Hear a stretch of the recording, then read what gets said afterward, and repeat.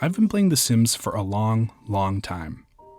If you've never heard of it, it's basically the computer game version of real life. You control a person, called a Sim, and you live their life for them, telling them what to do, and selecting their personality type, house, job, family, pets, you name it. You can use the game to make your dream life, in digital form, of course. There have been several iterations of The Sims. Each one comes with its collection of expansion packs. These expansion packs let you play as vampires and werewolves, or secret agents and evil spies.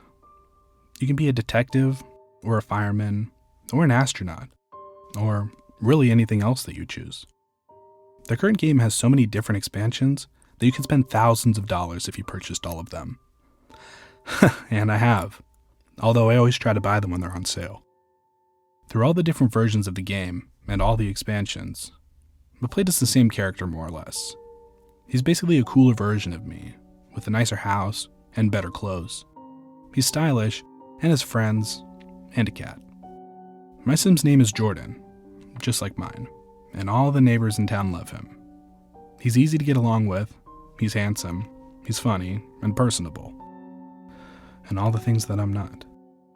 And after so many thousands of hours playing the game, Sim Jordan has become the beloved best friend of everyone in the game. Considering the Sim's AI, and how each character gets more intelligent the longer you play, I must have the smartest, most popular Sim in existence. The cool thing about the game is that it constantly finds new ways to surprise you. Every time I play, something interesting happens that I wasn't expecting. Like today, for instance. I was playing as my usual character, and he was going about his business, when I noticed that he was doing something different. Sim Jordan was putting up scaffolding, as he were about to work on his house, or do some sort of construction project. Then he began hauling over bricks and cement, using a wheelbarrow I had purchased as a garden decoration. But that wheelbarrow wasn't supposed to actually work. Just like the cars in Sim Jordan's driveway, it was just for decoration. I watched him, fascinated, and I saw that he was adding another floor to the house I had made for him. This made no sense for a couple of reasons. In The Sims, there are two modes, live mode and build mode. And all the characters are supposed to freeze in place whenever you switch over to build mode. Not only that, but the Sims are never the ones to build the things or choose to redesign their house. Only the person playing the game is allowed to make those decisions. I selected my character and told him to go do something else. I didn't want a second floor added to my house. If I'd wanted that, I would have done it myself, like I had with dozens of other houses I had built. Go cook some food. You're hungry, I said to the computer screen.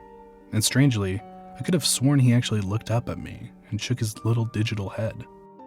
What the hell? Surely I'd just imagined that little head shake. Sometimes the Sims were stubborn and took a few minutes to respond to commands, but they always listened eventually. This time, though, my character didn't listen. I hit the fast forward button, waiting for him to respond to my command, but he just kept hammering away at the construction, and then pretty soon, there was another floor added to his modest house. That little son of a bitch was working quickly. I tried to delete the new addition, but the game glitched and wouldn't let me do it. It wouldn't let me open my old save files either, as I tried desperately to undo what the digital me had done. Okay, fine. If you want your second floor so bad, there you go. You got a second floor now. You probably screwed up my whole game, you stupid, glitchy Sim. I was talking to the computer screen again, and I didn't think twice about it. I did that a lot. Go to bed. You're exhausted, I told my Sim, and he actually listened to me this time. He shuffled off to bed with his energy bar down to 0, colored bright red, and I did the same. It was 3 a.m. and it had been a long day. But the next morning, I woke up to find that the computer was on. Had I forgotten to turn it off the night before? I couldn't remember, but I'd always turned it off at night. It was such an ingrained habit that I didn't even recall shutting it down. But then I looked at the screen and saw my Sim was doing construction again. I definitely remembered exiting the game, so how had to start it up again?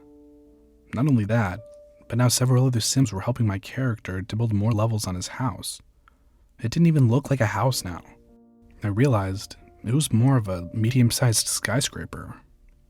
What the hell are you little dicks up to? I asked the screen, sitting down to observe. I was no longer angry at my sim for disobeying. Now I was completely caught up in what they were doing. The whole neighborhood had come to help, I realized. Not only that, but they were dismantling their own houses and businesses to supply construction materials for the project. Hollowed out homes and shops could be seen on the overhead map, some of them only with copper pipes left over, like the bones of a vermin eaten by vultures. This has got to be a joke, I said to myself, pulling out my phone. I began to Google search for Sims News, looking for anything about the current gag the company was apparently playing on its customers. The game developers had a real sense of humor that sometimes bordered on obnoxious. This was different from anything they'd tried before, though. It was pretty funny, I had to admit, but at the same time I hoped they had a plan to restore my game to normal afterwards. Some people are probably pissed off, I thought, searching Twitter and Google News, but finding nothing about the situation. I couldn't find anything about the Sims building a tower and acting strangely. I tried searching for it every possible way and came up with a lot of Reddit posts and YouTube videos, but none that answered my question. I checked the game settings for neighborhood stories and tried to turn it off, but found it was already disabled. The Sims in my neighborhood should not have been doing what they were doing. It was against the game's fundamental programming. I called EA customer service and was transferred to technical support, and then back to customer service and back to technical support again, before hanging up the phone when they tried to do the same thing to me again. It looked like I was on my own. Nobody knew how to fix this weird glitch I was experiencing. I didn't want to start a new game with the new character, but it looked like I was going to have to do just that. Sometimes, games get really glitchy if you play for too long with the same character. I'd experienced that problem a few times with other games, so I began to resign myself to the fact that I would have to be starting from scratch, since none of my previous save files were opening now. I'll give it one more night, I said to myself as I turned off the computer. Maybe we'll be back to normal again tomorrow. The next morning, I got out of bed and went straight to the computer. This time I was positive I had turned it off, but it was powered on again and The Sims was open, my same usual game running as if I had been playing in my sleep. I sat down and stared numbly at the screen, trying to figure out how much progress The Sims had made on the tower they were building. Everyone in town was working on the project, it looked like, and I saw someone accidentally slip and fall from great heights and go plunging down from the top, screaming as they plummeted, and landing on the ground with a wet, goopy splat. The other Sims didn't even take a second to look at the body. They just kept working. Except for a small crowd of them who were not working. Instead, they were assembled in a throng around the stage on ground level. At the bottom of the tower, I saw my character who was there, standing at a pulpit. He was dressed in a purple robe and speaking in Simlish, the language of the Sims. He held a book in the air and spoke in a pious tone of voice to the large crowd which had assembled all around him. He gesticulated and spoke in deep, rumbling, run-on sentences like a Pentecostal preacher. A banner was hanging above the doorway of the huge tower, the building that had once been my Sim's house, and I couldn't help but wonder what the banner said, written in Simlish as it was. Stairway to heaven, maybe? I had been raised Catholic, and all the Bible stories were still in the back of my mind, along with that good old Catholic guilt, which still tormented me occasionally. The Tower of Babel was one of those stories I had remembered learning in church.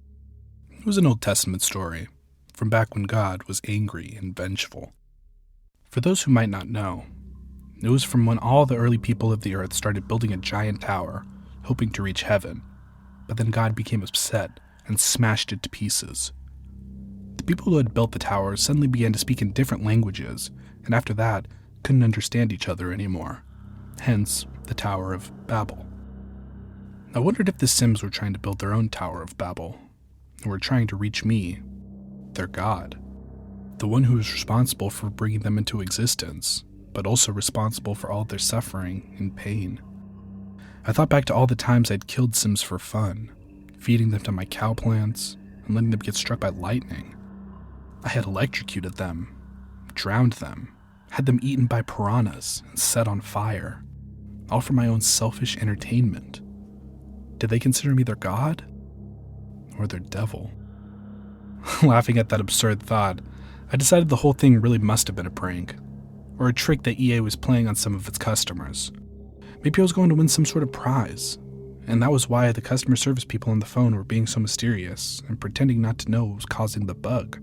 And I sat back and watched with a smile on my face as the scene played out in front of me. I tried not to consider those terrible, paranoid thoughts again. Those were the thoughts of people they locked up in padded rooms, not the thoughts of sane people. My game characters weren't coming to life. They weren't building a tower so they could come and get me. It was just a weird glitch. Right? It occurred to me briefly that I should just delete the game after that. And I wish I had. And I told myself that it was all okay, and I just watched as the tower got larger and larger, and the groups of Sims huddled around my character began to sing dark, haunted-sounding hymns in their strange, alien language.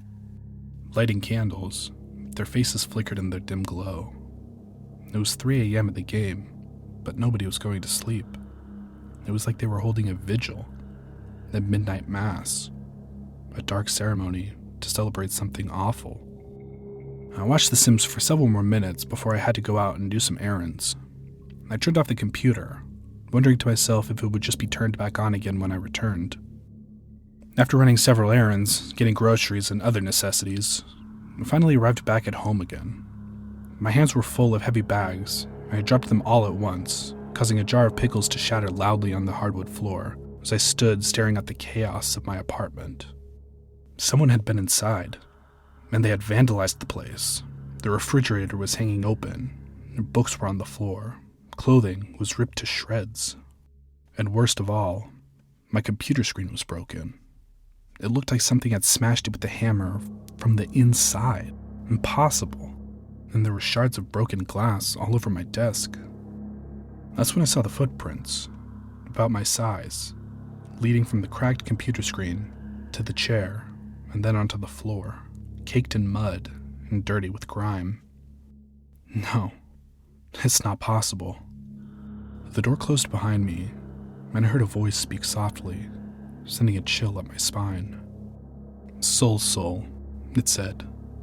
I gulped, looking at the slightly digitized face which stared back at me. Sim Jordan looked at me and cocked his head like a confused dog, waiting for me to respond. I took a step forward and spoke again. Soul, it said, now with a hint of impatience. Hello, Soul, I said back. That was Simlish for hello. I knew that much after playing for so long. Huba es displaci? It said, taking a step forward, and a creepy, computer-generated grin playing at the corners of its lips. Each time it came closer, I heard a burst of static and distortion, and winced at the pain of feedback whining in my ears. It was like having the stereo playing when you call into a radio station, the sound of something hearing itself and repeating it back with knives scratching glass. Earth. This is reality, I said, hoping it understood what it meant. Huba es reality? My sim asked, its eyebrows furrowing, taking another step closer. That high-pitched whine of feedback blasted me again, growing in intensity by tenfold. I took 2 stumbling steps backwards, reeling into the fridge and catching the corner of the door square in my back. It flared up in terrible pain, and I cried out, opening my eyes to see the thing was standing just in front of me now. Huba es reality? It reached out and grabbed me by the throat, and I felt like I was being scalded by a hot brand across my neck. The feedback whine in my ears was so loud and painful now that I didn't even realize I was screaming until a few moments had passed and I wondered who was making that awful sound. My sim's head tilted again, as he looked in my eyes with a cold stare. He dropped me onto the ground after several long minutes. I knew what he wanted. I had to tell him, no matter how mad it might make him. Your reality. It's not real. It's a game. It's entertainment. You live in a simulation.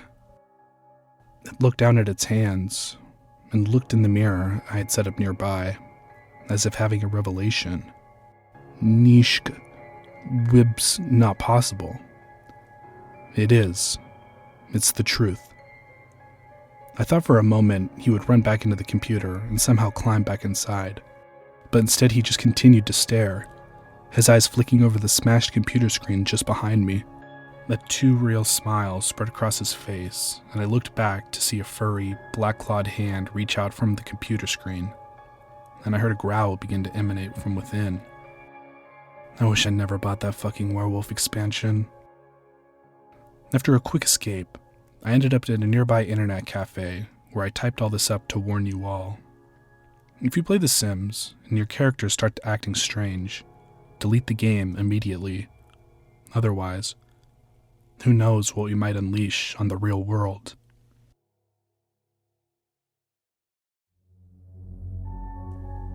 Hey everyone, thanks for watching tonight's video. Special thanks to Jordan Group for letting me narrate this story here for you tonight. If you liked the story, you can check out his YouTube channel where he narrates all of his own work.